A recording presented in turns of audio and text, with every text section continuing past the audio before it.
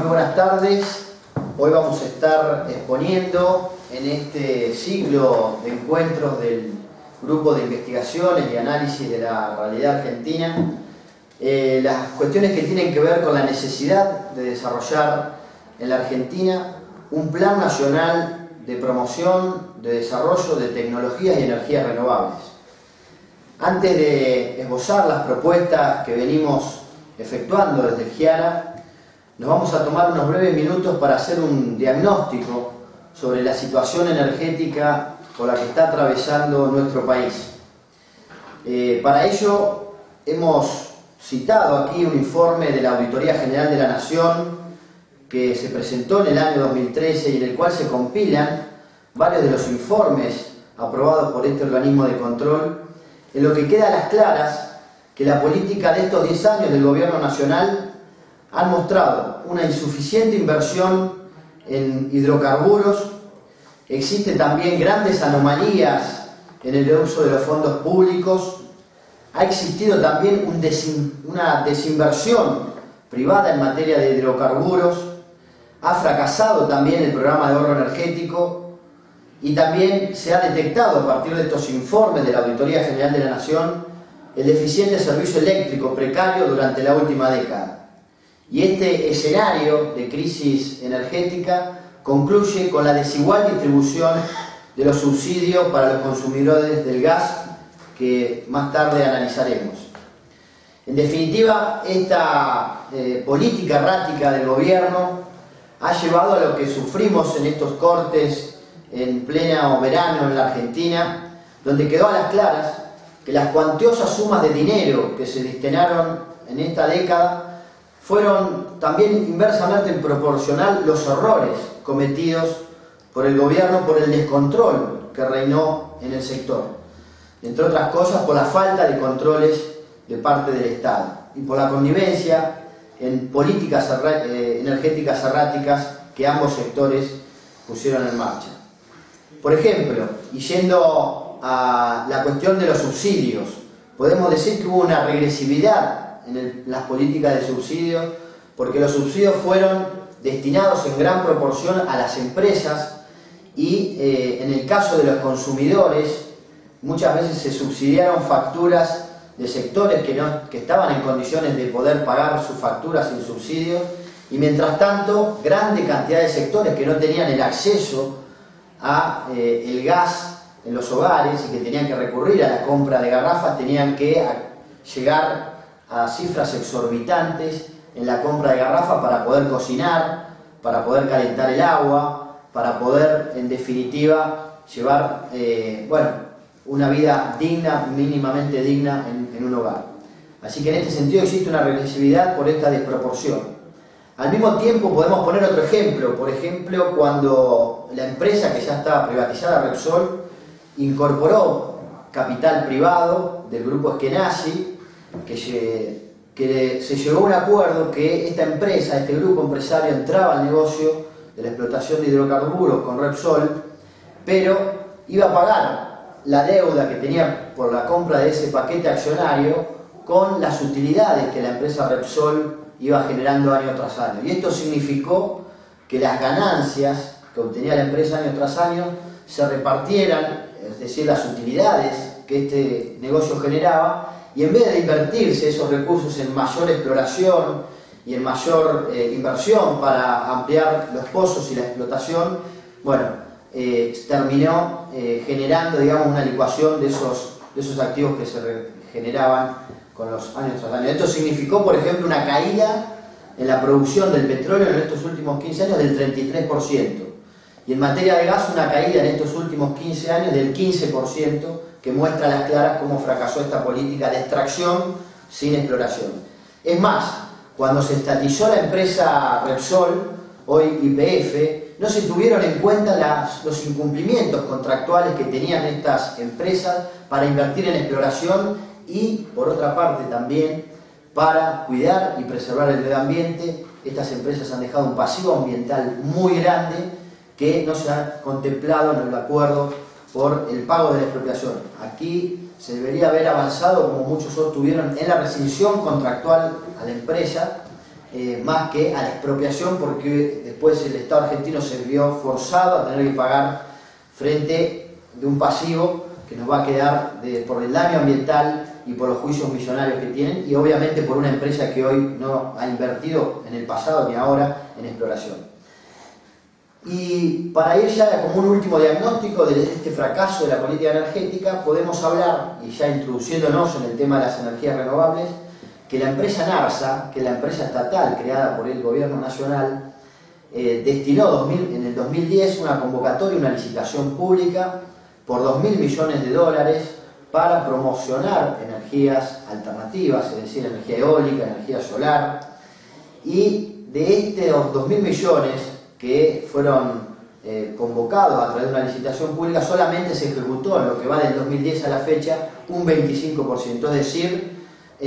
solamente un cuarto de estas inversiones que desde el sector privado junto con el NARSA van a hacer, se realizaron.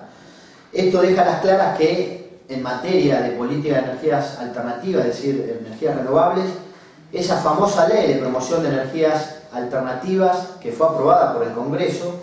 y que establece que en el 2016 el 8% debe ser energía proveniente de energías alternativas,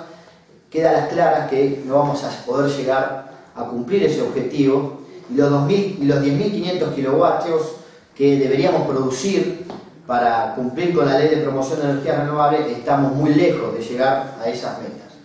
Es por eso que, frente a esa crisis energética que recién señalábamos, y frente a ese objetivo que está planteado en la ley de energías, de promoción de energías renovables, es que nosotros desde el GIAGA estamos planteando la necesidad de que la Argentina apueste fuertemente a la promoción del desarrollo, de la investigación, del desarrollo, de la inversión de energías en este sector, y que al mismo tiempo aliente la inversión del sector público y privado para poder desarrollar energías alternativas que permitirían, por un lado, ir suplantando la dependencia de energías tradicionales como el petróleo o el gas, por energías limpias, por energías que son renovables, con energías de recursos que no se agotan, porque el viento y el sol van a seguir soplando y van a seguir calentando a nuestro planeta, y a su vez nuestro país posee grandes ventajas comparativas, tiene un extenso territorio en donde zonas en el sur, a partir de La Pampa hacia el sur, en grandes extensiones de zonas de viento, y lo mismo en el norte, que también en zonas del norte de nuestro país, que son las principales zonas de refracción solar, de rayos solares, y que deberíamos aprovechar toda esa capacidad de extensión territorial para promocionarlas. En este sentido, entonces, nosotros planteamos desde el GIARA que se debe apuntalar iniciativas como, por ejemplo, el INENCO, que es el Instituto Nacional de Energías No Convencionales, que depende de la Universidad Nacional de Salta. Es un instituto del CONICET que tiene ya más de 30 años de trayectoria, que tiene 100 científicos del CONICET y docentes universitarios trabajando en distintos tipos de prototipos de energías alternativas. No solamente para el ensamble de paneles solares, sino también para poder producir calentadores de agua y purificadores de agua con energía solar, cocinas que funcionen con energía solar, heladeras, es decir, una serie de artefactos, calefones que a diario se necesitan en los hogares, y en las zonas en donde no hay acceso a la electricidad o no hay acceso al agua potable, este tipo de tecnologías que ya existen, si existiera, y esto es lo que reclamaban desde este instituto cuando tuve la oportunidad de visitarlo, la falta de financiamiento para que estas iniciativas puedan desarrollarse. El INENCO es un caso. También existen otras instancias, universidades como la Universidad Tecnológica Nacional, que viene desarrollando experimentos en materia de energía maremotriz en el sur de nuestro país,